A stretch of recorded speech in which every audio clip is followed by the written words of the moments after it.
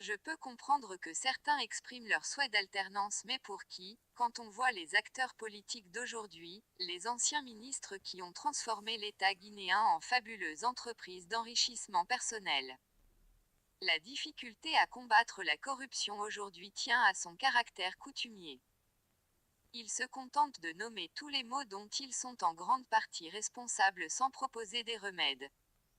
La limitation de mandat présidentiel fait partie des pièges démocratiques. Alors que le mandat n'est pas limité dans des pays comme Espagne, Angleterre, etc.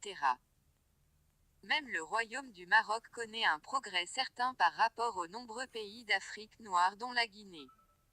Il n'y a pas pourtant de limitation de mandat dans ces pays. Mais aussi Rwanda de Paul Kagame qu'on citait en exemple de dynamisme économique en Afrique a révisé la constitution pour lui permettre de continuer ses actions positives. Bonsoir, bienvenue dans le débat de France 24, un débat auquel vous pouvez participer via les réseaux sociaux. Plus de 6 millions de Rwandais sont appelés aux urnes ce jeudi et ce vendredi, pour un référendum qui propose une modification de la Constitution. Les Rwandais de l'étranger votent aujourd'hui et au Rwanda, on votera demain vendredi. Cette modification de la Constitution devrait permettre à l'actuel président rwandais Paul Kagame de se représenter en 2017, ce que lui interdit la Constitution d'aujourd'hui. Paul Kagame est-il en train de se faire une constitution pour une présidence à vie? Y a-t-il aujourd'hui une alternative à ce président? Quel est son bilan? On va en parler ce soir avec nos invités, avec vous en duplex de... On n'est donc pas obligé de fonctionner selon un modèle unique, figé. Il serait judicieux de se battre pour la transparence électorale afin de permettre à celui qui travaille de rester tant qu'il bénéficie la confiance du peuple, car la démocratie est le pouvoir du peuple par le peuple et pour le peuple. Les formes peuvent varier en fonction des réalités historiques et sociologiques des pays. À un certain moment, il faut se demander comment certains royaumes connaissent un progrès et une certaine stabilité par rapport aux pays africains qui se disent ou se veulent démocratiques. Le développement ne signifie pas faire un pas en avant et 3 pas en arrière.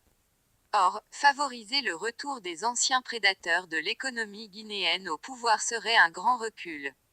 En plus de leur mauvaise foi de reconnaître quelques acquis du gouvernement, ils ne proposent rien.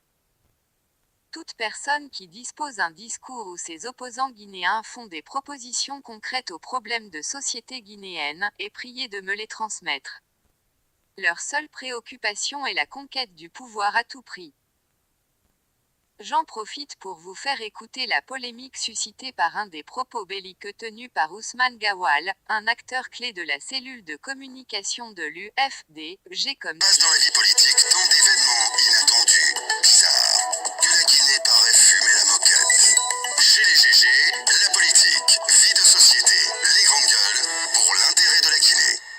Évidemment, vous le voyez à l'instant T, mesdames et messieurs, notre invité ce matin, Ousmane Gawal Diallo, mesdames et messieurs, il faut le dire, il est député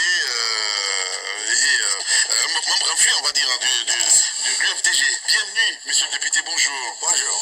Je reprends, qu'il veuille ou non, le président de la République sera, et là, c'est le d'Alain Diallo en 2020. Nous souhaitons que cela se passe dans les élections régulières, mais s'il n'y avait pas d'élection, il sera installé par un coup de force, quel que soit le prix à payer. Vous regrettez ces propos ou pas du tout? Non, pas du tout.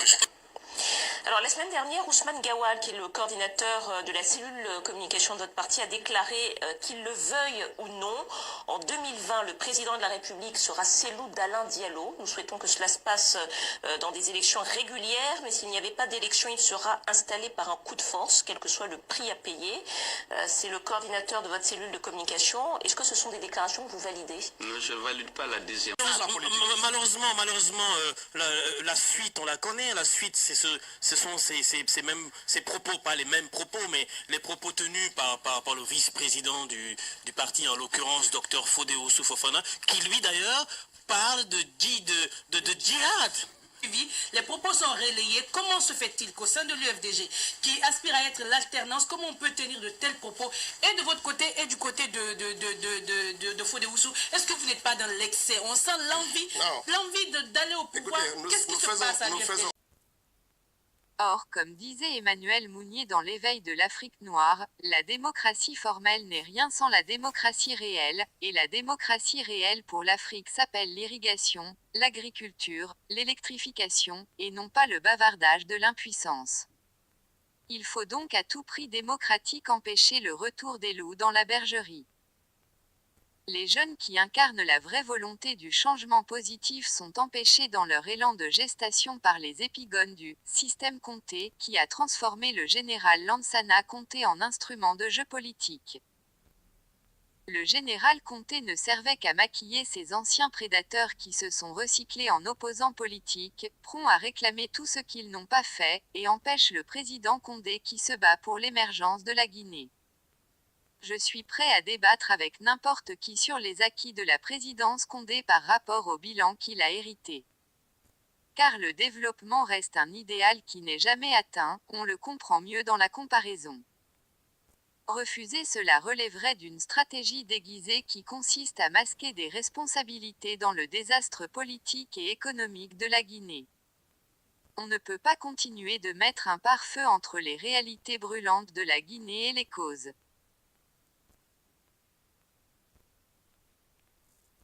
Lansana Conté. Je crois que c'est après le référendum qu'il fut Premier ministre. Donc, il a tiré profit de ce référendum. Je pense que quand il veut être ce qu'il veut, c'est d'assumer, d'avoir le courage d'assumer. C'est des actes sociaux, politiques, c'est humain. Et l'erreur est humaine. S'il y a une erreur et quoi que ce soit, si on veut être grand, pour moi, ce n'est pas une erreur. C'est que c'était possible en ce moment. Et je pense que la société a évolué, les mentalités ont évolué.